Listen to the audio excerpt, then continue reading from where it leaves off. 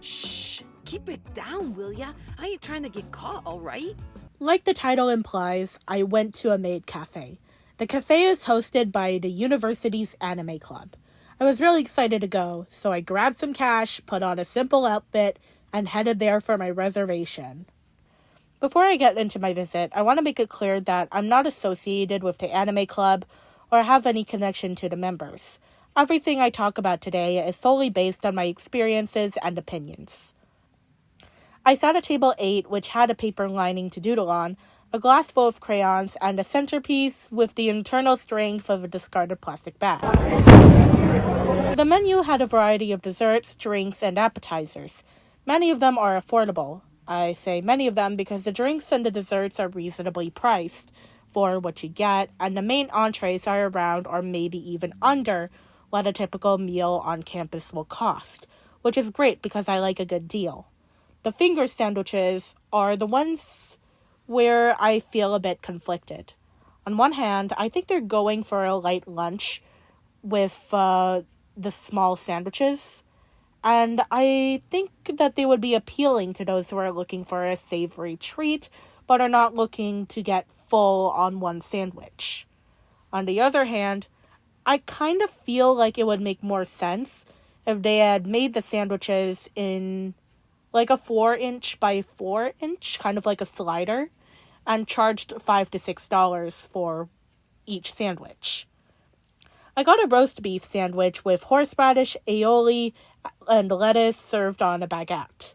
Then I helped myself to a matcha white choco blondie and a lemon loaf slice. While I eat my poutine, I'll talk a bit about the service. The maids and butlers, who are volunteers from the anime club, were very friendly and sociable. I like the variety in their costumes, animal of choice, because many of them are different types of Neko character, and their different aesthetics. It's appealing because I find that people can connect to or have unique conversations with each volunteer, aside from the personality that they're presenting, which makes interacting with them a more personalized experience. I was catered to by 2 club members, one of them dressed as a cow and the other with, I'm thinking more of a cat, and I thought both of them were absolute sweethearts. My 2 drinks were a matcha London Fog and a good serving of Aiko's bathwater. Aiko is the name of the club's mascot, by the way. I wasn't expecting the London Fog to be an iced drink, since that wasn't listed on the menu. I found it a little deceptive because London Fogs, unless stated otherwise, are drinks that are served hot.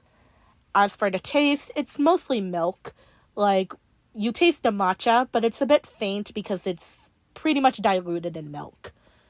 The serving of Aiko's bathwater is a butterfly tea-based drink, and because of that, the most I could taste out of the drink was the slight sourness that came from the lemon that I've squeezed into the drink. Because, for those who don't know, when you squeeze something like lemon into butterfly tea, it changes the color, which is a magical experience. I'm a little picky when it comes to desserts, because many are one of 2 things. Either they're too sweet, or they're flavorless to me. So I'm mostly judging on things like textures and what I could taste. The lemon loaf had a good amount of lemony goodness without being overpowering, but it was pretty sweet even for my palate situation. The blondie was good because I thought its density was fulfilling, but it didn't have a dry texture.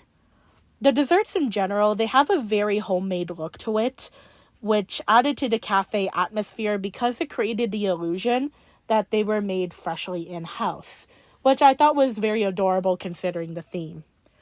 The Danish is a cute heart shape served with strawberry jam on the side. It's not crispy, which I don't mind given the time, but it's got a creamy inside, which I did like. I'm surprised that the club didn't name it something like Senpai's Heart or something yandere themed, considering that they did have menu items that followed I thought was either a theme or was named after a character like Aiko. But at the same time, I do kind of get that they want to be straight to the point. There's also the lemon bar, which it kind of looks like a Rice Krispie with a little bit of lemon custard with powdered sugar and sprinkles on top. But when I bit into it, it kind of has like that firmness of a Rice Krispie, but it's also soft, somewhat like the brownies. I also got the Kitsune cookie, which looking back at it, I really did think that it had like some sort of... It looked kind like it had something gooey on it. So I thought I'd try to break it apart for you guys to show what the cross-section would look like. As seen in the footage, there's nothing ooey gooey about the cookie, but it does look pretty soft. Like, it's not going to be chewy, but it's also not going to be slurpable. Here's a half for you, and here's a half for me. I've mentioned that the staff are very friendly and outgoing, so I've talked to them and asked about what they liked on the menu. 2 items that came to mind were the chocolate-covered strawberry and the cookie sandwich. I still had some cash on me, so I've spent a little extra on both because I wanted to see how they're like and how they taste. The cookie sandwich is the first of the 2 I've had, and I know what it looks like, but I can reassure you it's marshmallow fluff. When it comes to taste, it's a situation where it's like, it's not my favorite, but I don't dislike it either. The marshmallow fluff flavor is a bit strong, and there is some texture given the chocolate chips, but you're not getting like a sensation like the marshmallow is getting stuck to your teeth. So that's a good thing in my opinion. If I were to describe how this cookie sandwich was like, I'd say it's kind of like an Oreo Cakester copycat that went well. Soft and pillowy like the brownie, but it's not a brownie. As for the chocolate-covered strawberry, it's what you expect out of it. The chocolate, it cracks real well when you bite into it, and it doesn't like melt in your mouth right away, so you would have to kind of like chew on it a little bit. Last but not least, I ended my visit by paying and getting a photo at the photo booth. I've waited for my photo to print so long that I've seen photos of people photographed after me get their photos printed. I did eventually get the photo, but only when I spoke up. But I do appreciate that the staff were very helpful, and I gotta say, they were very patient with how things were running, considering the busyness of their event and the amount of people they would be helping. For my first time at a maid cafe, I'm very fond of the social aspect. I've enjoyed talking to the maids and listening to the conversations around me. Everyone looked like they were having a good time, both dining in and at the photo booth. If the cafe were to be open for a few more days, I'd recommend going for the experience rather than the food.